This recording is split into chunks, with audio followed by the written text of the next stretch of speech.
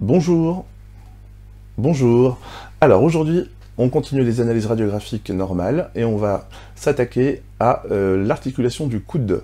Donc pour ce faire, on va utiliser un coude droit en trois incidences ainsi présentées. Donc incidence face de strict, que l'on voit ici à gauche, incidence obliquée, que l'on voit ici au milieu, et incidence de profil, que l'on voit ici sur le côté droit. L'articulation du coude est une articulation complexe qui comprend trois os et trois articulations. Il y a tout d'abord l'os du dessus, qu'on appelle l'humérus, qui est l'os du bras. Et donc le coude, en fait, va être la séparation articulaire entre ce qu'on appelle le segment brachial, donc le bras, et plus bas, l'avant-bras. Donc ici, on a l'humérus, avec la partie longue qui est la diaphyse humérale, et ici, ce qu'on appelle la palette humérale, que l'on va décrire un peu plus tard.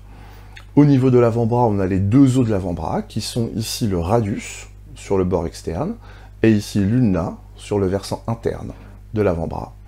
L'ulna, c'est le nouveau nom, pour le cubitus. On appelait ça le cubitus par le passé. Donc, l'articulation du coude, c'est une articulation qui comprend trois segments. Il y a d'abord le segment que l'on voit ici, qui se situe entre l'humérus et le radius, qu'on appelle huméro-radial. Donc ici, on a l'interligne huméro-radiale, que l'on voit très bien ici. Ensuite, on a l'interligne ici huméro-ulnaire, donc entre l'humérus et l'ulna. On voit moins bien ici, parce que là, c'était pas le but. On a ici obliqué le cliché pour analyser essentiellement le segment huméro-radial. Et on a un troisième segment articulaire, qui est l'articulation proximale entre le radius et l'ulna, qui se trouve ici, que l'on voit très bien ici. Cette articulation présente un interligne ici, que l'on voit bien, donc entre ici ce qu'on appelle la tête du radius, et ici l'ulna. Anatomiquement, c'est une articulation complexe qui a en fait deux fonctions.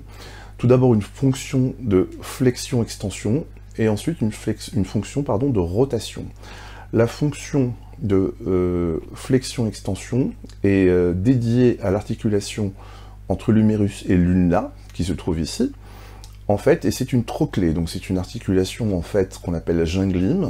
En fait, c'est une articulation qui est constituée par deux fossettes qui sont reliées par en fait un processus, vous voyez, qui est concave ici, et qui permet en fait justement de réaliser une fonction que l'on voit ici de profil. Donc là, on a l'humérus de profil et ici le cubitus de profil, et donc ça permet effectivement de réaliser une flexion-extension du coude à ce niveau-là.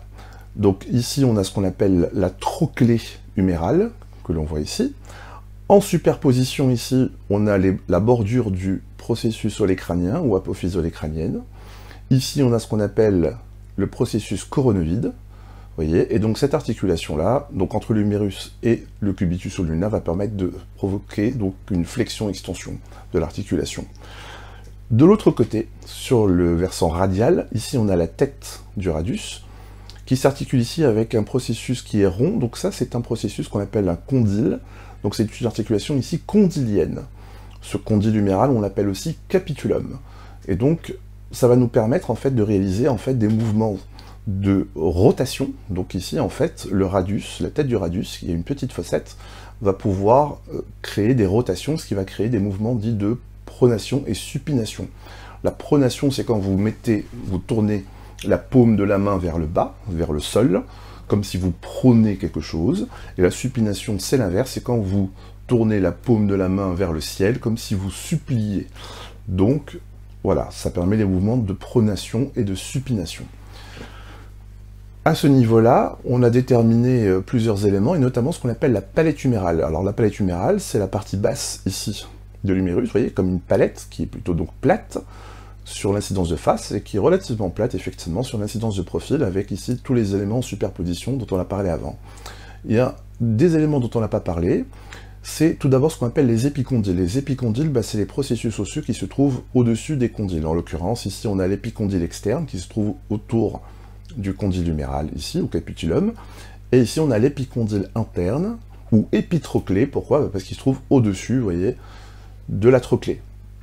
Ici, on a une petite image en négatif, hypodense, triangulaire, c'est une fossette qui est située dans la partie basse de l'humérus, qu'on appelle fossette coronoïdienne ou fossette olécranienne. En fait, c'est une petite fossette dans laquelle va venir s'agencer ici le bord supérieur de l'olécrane.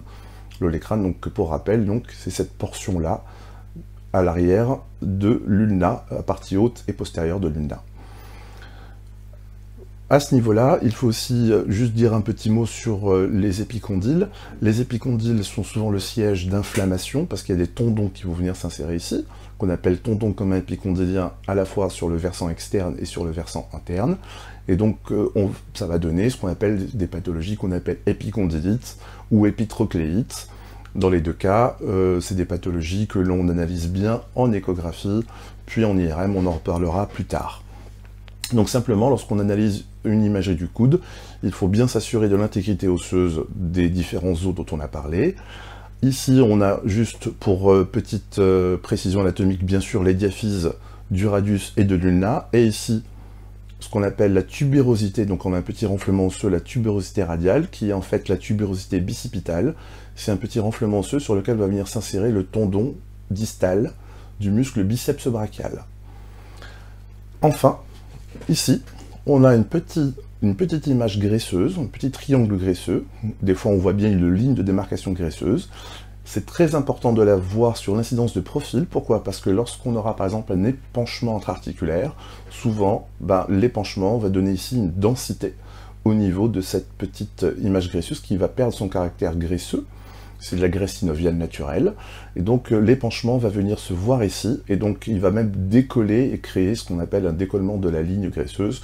Donc en fait, ici, il n'y a pas d'épanchement intra-articulaire visible, mais c'est très pratique effectivement lorsqu'on a ce qu'on appelle un traumatisme du coude, articulaire du coude, qui est susceptible de donner assez fréquemment des fractures de la tête radiale. C'est pour ça qu'on fait des incidences obliques, pour bien voir la tête radiale.